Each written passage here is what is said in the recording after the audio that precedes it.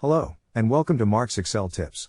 In today's video, we are going to show you how to load a pre-existing bank reconciliation template in Excel 365. Let's get started.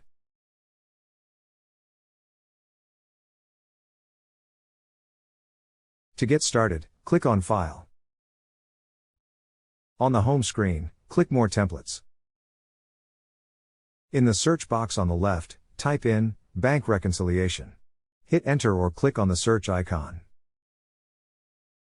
Excel has returned one search result for bank reconciliation.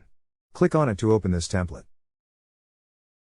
In the window that opens, you will see a description of the template, telling you what it can be used for. Click on Create. Excel will load your new template, ready for you to use. The bank reconciliation template has two worksheets. One for bank deposits and one for withdrawals. By clicking on cell A1, you will see a description telling you about each worksheet. That's it for today's how-to video. If you enjoyed today's video, please give it a thumbs up and subscribe so you don't miss any of our future videos. Thanks for watching and have a great day.